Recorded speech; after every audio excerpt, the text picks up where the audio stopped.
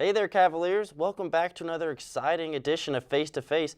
I'm Jake Keegan, your host, and today my special guest is very musically acclaimed, Dr. Terri Teal. How are you doing today? Hi, good. So, to get this interview started off, why don't you tell us a little bit about what you do here at the college?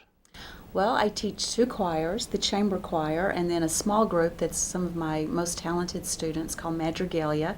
We sort of put together, we sing a lot of madrigals, although we sing other things too, and so we sort of put that together with academic regalia and came up with the name Madrigalia. So I teach those two choirs, and then I also teach music theory courses, which includes written theory and ear training and sight singing. And sometimes I teach fundamentals. Every once in a while I'll teach introduction to music listening also. Gotcha. So it sounds like your musical classes are for the musically inclined people.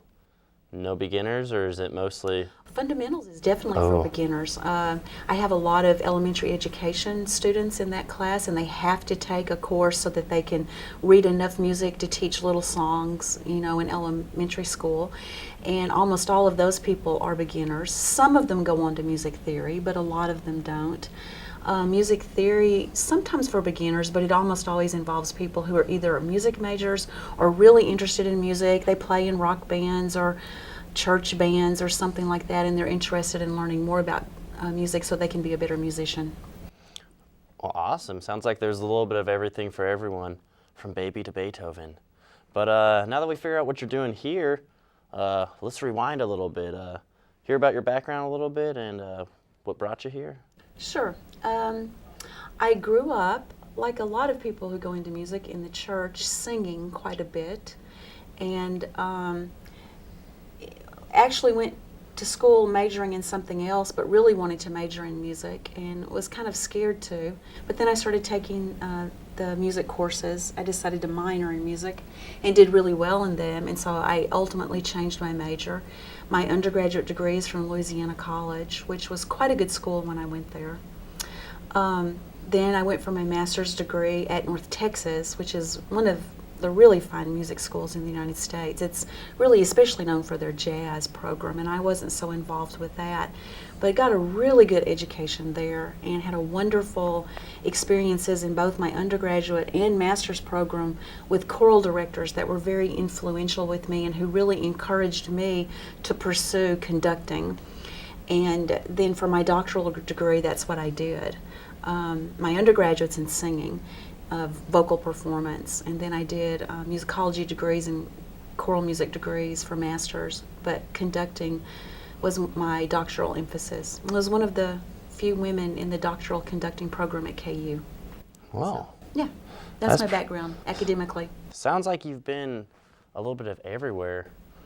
Not everywhere, but several places, yeah. I'm just surprised to hear that Texas is jazzier than Louisiana.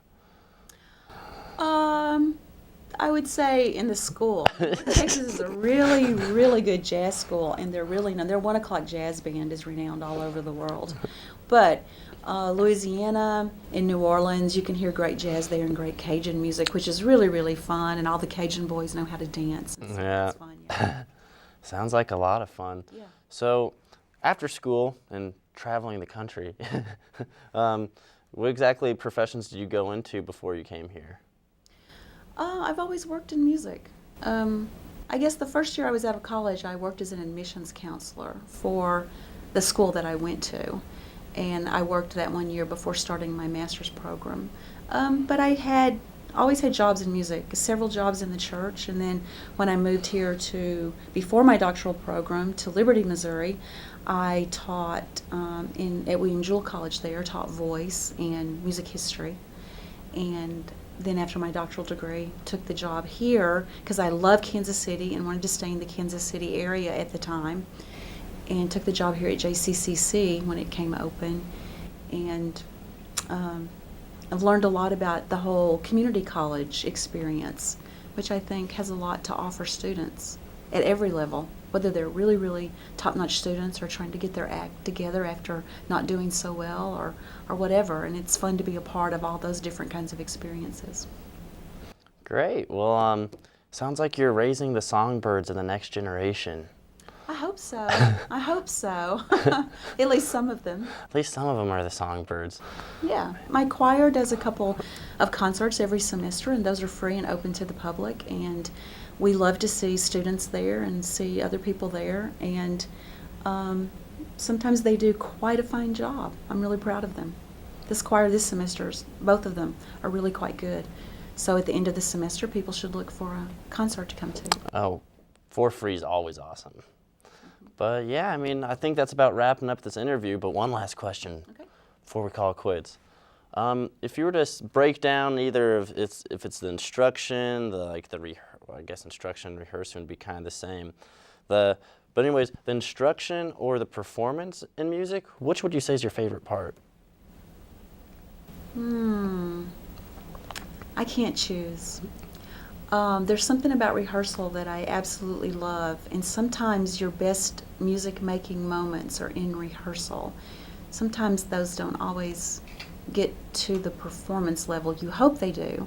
My little group on our last performance peaked in the performance, and so that was quite exciting. And those performances where you peak in the performance, I love those. I absolutely love those.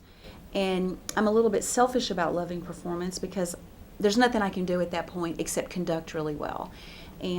But in rehearsal, you're always listening. You're always thinking, what do I need to fix? What do I need to do? How can I help my students do this even better? So I love the hard work. I love it when my students are focused and working hard. But there's something about performance where everybody gets really, really focused on the music and doing what they're doing together that's also quite exciting. And you can't have one without the other. So I'm picking both. Yeah, the best of both worlds. Nothing wrong with that. But that about wraps it up for this segment today. I'd like to thank Dr. Teal for joining us. Yes, thank you for having me. Oh, man, it's been wonderful. But anyways, if you'd like to catch everything more JC3, check out our YouTube channel. This is Jake Keegan reporting for JC3 News.